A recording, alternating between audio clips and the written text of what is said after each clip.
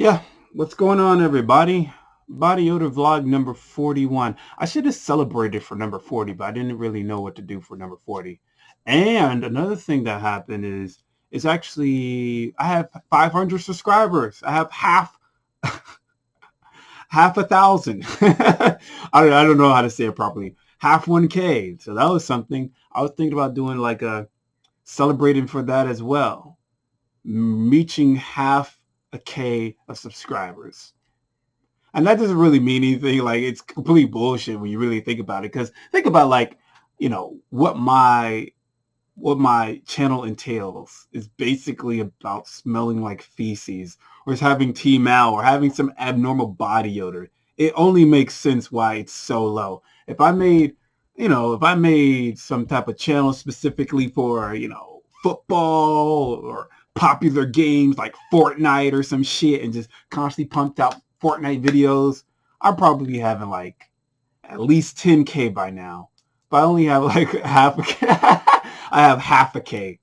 I don't know why that's funny to me. Um, yeah, like I said, I was gonna do something to celebrate it, but then I thought to myself, like, who gives a shit? Nobody really cares. So I didn't do it. But yeah, I think I'm just gonna rant for a couple of minutes. I just wanted to talk about. I was gonna make a video about this as a topic. I might still make this as a video topic, but I was gonna make a video topics talking about, is probiotics the solution? Um, because in the last couple of weeks, I got contacted by two different people. And these two different people, I watched several of their videos, and they say that they reduced, eliminated, or cured themselves of T-mal. They feel like they had T-mal, and they said that they cured themselves by either drinking kombucha tea or kefir. I don't even know how to say kombucha or kefir correct. I say kefir because it's a lot easier to say, as opposed to saying kefir. It sounds it sounds sort of like kefir, but I say kefir. You know what I mean? Like, because it just rolls off the tongue a lot easier. Kefir. It sounds like I'm trying to be some I don't know, like some aristocrat. Kefir. The proper name is Kefir, or some type of cultured, uppity guy. When I say kefir, I just like it. It just sounds like heifer. I don't say heifer a lot, but heifer and kefir it just rolls off your tongue a lot easier. But in any case, forget about talking about tongues.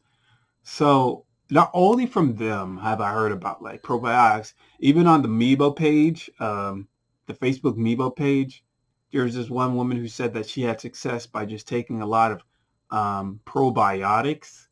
So I was like, So it was her, and then watching the video of Salvador. I watched a video of Salvador before he even did an interview with me. So I already watched him talk about using kombucha. And then there's the other guy named Josh.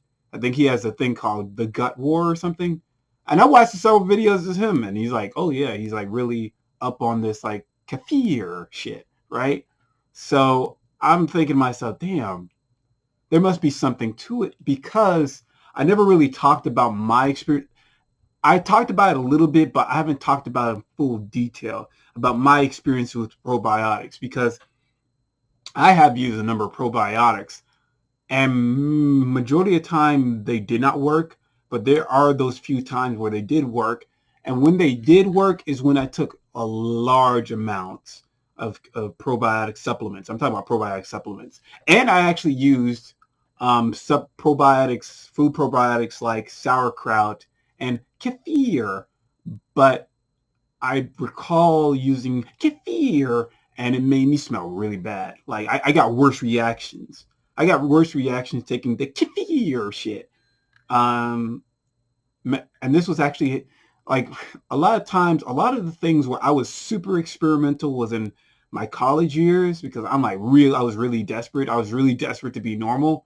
And I was trying, I was constantly going to like the local like health market or a local health food store and trying everything. I remember trying to buy like honey, like natural honey or organic honey, because the organic honey, it says that organic honey has like natural antibiotics. So I remember hearing something of like some type of like method to try like natural honey with organic apple cider vinegar and put that in a tablespoon and then drink it every day, and that's supposed to kill off any bad bacteria or something like that. I remember, trying to get like probiotics, and I did, and I tried the kefir and I tried the sauerkraut. Well, I remember trying the kefir, and the kefir was like the next day I got really bad reactions, and this is when I started to realize, okay, I think milk is making me worse. But and then I also tried sauerkraut.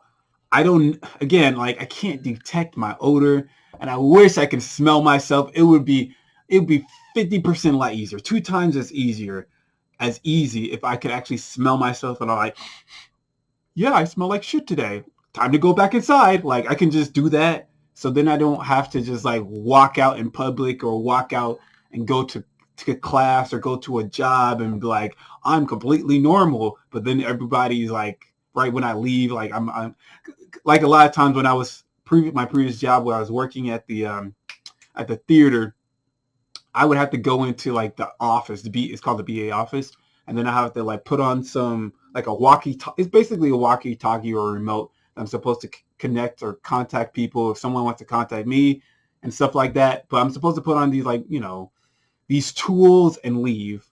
And every time when I leave, I can tell like they're talking shit about me because like right when I get inside, they start to become silent. But once I leave, then they start talking, you feel me? Like they start doing that type of shit. Like I know they're talking shit about me. But I just wanted to say like I've tried food-based probiotics, and when I had the bad experience of kefir and I didn't know what sauerkraut was doing for me, I naturally thought like supplements would be better for me because I felt that probiotic supplements would, this is basically what the topic is going to be. Like I'm basically just reciting my thoughts on food-based probiotics or probiotics, because I'm going to name it like is probiotics the solution? I think that's what the topic's going to be if I make the video. But yeah, the whole time I thought like supplement probiotics would be better because I thought they were going to concentrate all the bacteria, all the most important bacteria, and have way more than what is than what is being portrayed, way more than what is going to be generated based on food. Because I do recall hearing like yogurt was like 100 million. So when I saw like I saw like a food a probiotic supplement that was like billions, I was like, obviously I should just stick to probiotic supplements. But now in the last couple of weeks, I mean, like I'm hearing stuff like, oh no, food-based probiotics is way better than probiotics in general, or probiotic supplements. I'm like, what? Really? I didn't like it. Didn't register to me to even do that because it's like I don't know. I just thought to myself, and it made sense logically that supplements would concentrate or improve the amount of flora, or just inject all the good probiotics and have a larger range of probiotics or good bacteria that you could put in your gut. But now that I'm hearing some people having success with it, I started doing a little bit of research, and yeah, I think I found something on the internet where it was like, oh, um, yeah, something has, I don't know. I can't, let me try to look it up. Food-based probiotics better? Let me see this. Probiotics better? I'll just put that because I remember reading something like that. Food with probiotics that help with digestion, so how to get more probiotics. Let me switch over here. The best probiotics food, 8 of the most powerful probiotic foods that aren't yogurt. What is that? 8 of the most kefir. See, kefir, sauerkraut, kombucha, olives. I hate olives. The taste of olives is just gross to me. Miso, coconut yogurt. But there was something where it was like food-based probiotics better than probiotic supplements. supplements. I can't find it. Is this one? Is this the one I saw? No, this is not the one I saw. That's not the one I saw. Is it? This is not the one I saw. In any case, you get it. Basically, you get it. Like, I did find some article and it was saying that, yeah, food-based probiotics, they were actually highlighting sauerkraut as an example, has way more amount of good bacteria than probiotic supplements would ever have. So once I started reading that, I started looking into like a number of articles about kefir. I mean, not looking at a number of articles. I've been scouring YouTube, and there is so much information. There's so much information about like different types of kefir. There's like water kefir. I didn't know there was water kefir. And then there's coconut-based kefir. I think I have this here. Yeah, how to make coconut kefir part 1. And then I found this one guy who was like, oh, you can make homemade probiotics. And what he does in this one is he actually makes like fermented carrot juice.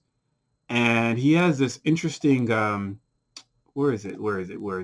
He has this interesting lid thing interesting container where it prevents any type of air from seeping out.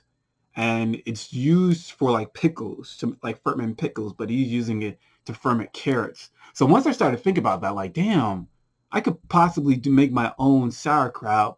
I could possibly make my own, what was I going to say? Sauerkraut, kombucha. I mean, I had an interview with Salvador. He's like, oh yeah, I just made kombucha, and it's really cheap. It's $11.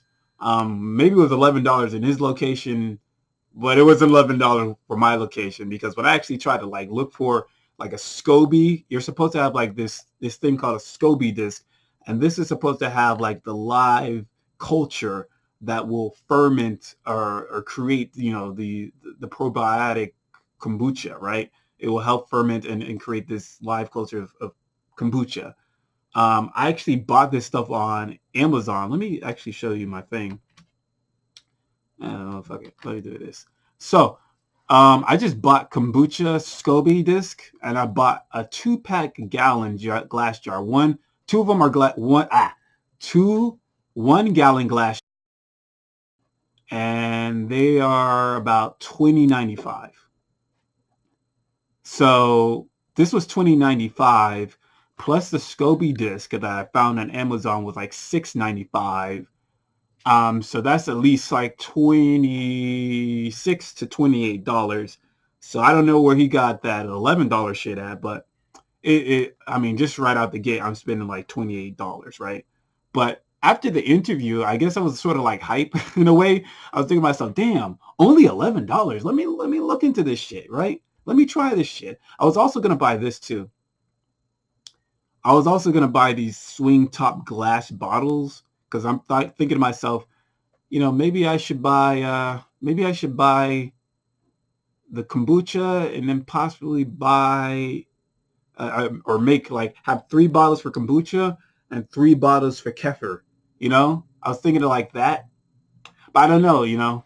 A part of me feels like there might be some truth to this, because again, I've had success with it.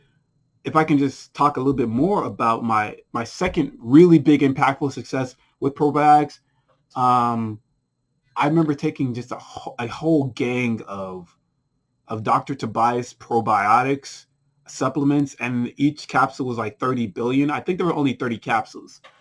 And low key, I was trying to kill myself. Low key, I was trying to kill myself. Because at the moment, like, I was like super depressed, and I felt like there was no meaning to life. So I was like, fuck this shit. Oh, I'm going to end it all.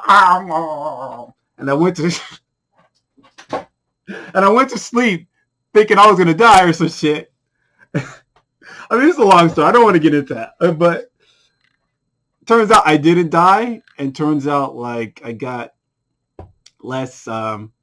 significantly less reactions, which was very strange. But Yeah, I noticed that kefir made me smell bad, but last week Thursday, I bought 2 bottles of kefir. I don't know if anybody has the same prices as me. When I always go to Publix. I know a lot of people go to Walmart. I always go to Publix for groceries, and for groceries at Publix, I found 2 for the price of $7 for the Lifeway bottles. I don't know if I want to get them. Should I go all the way and get them? I'll go all the way and get them. Fuck it, whatever. All right, so this is the Lifeway Kefir thing. Um, and another thing I wanted to say was I didn't really want to drink kefir. I was really thinking about doing kombucha because I know it has milk, and I know I'm lactose intolerant, or I'm just not, maybe not lactose intolerant, but I can't break down lactose properly. But apparently on this bottle, it's probably hard to read, but it says here the goodness inside starts with 3 simple ingredients: naturally gluten-free, up to 99% lactose-free, and may support the microbiome. Now, I think I read somewhere about kefir. When you create kefir, like the lactose or the enzymes, I don't know, it's like it breaks down lactose, so it's not going to have as much lactose in it. Therefore, if you are lactose intolerant or you can't take dairy that well, drinking kefir is not going to hurt you that badly. At least that's what I heard. So it's very interesting. I had 2 bottles, and this is the last bottle I have. I've been drinking just 1 cup of this kefir thing a day. There's like 32 ounces in here. So there's only like 4 days of just 1 bottle. And I've just been drinking 1 cup for the last 5 days. I don't know if there's any difference. I don't feel any different. But I'm gonna at least try this for 3 months, and I'm also going to, once I get my glass jars and my SCOBY disc, I'm gonna go. Actually, I'm gonna go grocery shopping tomorrow. So I'm already gonna buy some green tea and some black tea. I'm pretty sure I already have like sugar somewhere, so I don't think I need to buy sugar. And I'm gonna start doing that. And I'm also gonna buy kombucha because I would have to even if I get all the ingredients to the kombucha, I have to make it sit for at least a week or 2 weeks. And I'm just not going to wait for 2 weeks. So I'm going to actually buy some kombucha that can drink at least a cup a day. And yeah, but I didn't want to I just talked about that for like 18 minutes. Jesus Christ. But I wanted to talk about other things. Today or this month is October. And man, I just love October more. I know this is sort of weird, but I love October or Halloween more than I love Christmas. I mean, I liked Christmas only because, like, as a kid, you like Christmas because you get presents. Like the older you get, like after like the age of 12, Christmas doesn't hit the same way. Like it doesn't like resonate with you. You're not excited anymore. I mean, I guess you're excited because maybe you get to see your cousins or something like that in your teenage years. But for me, like after the age of 12, it just wasn't as good. It just wasn't that good. Um, and definitely when you smell like shit or you got this weird condition, like it just doesn't resonate because now you have to be around a lot of people who say that they don't smell bad even though they're reacting to you or some shit. So it's like it doesn't hit the same way. It just doesn't resonate with you the same. It doesn't resonate with me the same way. But with October, with Halloween, um, I like I like Halloween because it just gives me an excuse to watch a lot of horror movies. So for me, like every night for 31 days, at least I try. Every night I try to at least watch 1 horror movie. Um, and I've watched so far. I had to watch at least somewhere close to 7 or something like that. And I think the best horror movie I watched was in a Netflix. Was the best horror movie I watched was not necessarily a horror movie. It was actually Jesus Christ. It's 20 minutes. Uh, the best Netflix movie I watched was not really a horror movie. It was actually it's sort of like a horror movie because people die, but it's not a horror movie because no one's. I guess somebody's attacking them, but no one's really attacking them. If you actually watch the movie, it's really good. It's on Netflix. It's called Circle. I didn't even hear about this. This came out in like 2015. And to make a long story short, it's basically about human beings abducted and being placed in this large circle, which has two rows. They have two rows of people. And in the center of the circle, there is this like global sphere thing. And then every minute or 2 minutes, there's like some type of countdown timer. And after the countdown timer hits, someone dies within that circle. I think there's about like 48 people within the circle altogether. And every person is stepping on like a circle, is sitting on a circle. So if they step outside a circle, they die. If they touch anybody that's alongside them, they die. And the kicker is, like, they have the ability to choose who to die. So if everybody votes for a particular person to die, this sphere that's in the center will zap them and they'll just die. I think this is one of the most fascinating horror movies. I don't know. And it's not really a horror movie. It's just like a really good sci-fi thriller movie. But the ending sucked ass. It was just like, it's one of those movies where it's like, oh, it's based on your interpretation how you think the movie ended. I hate movies like that.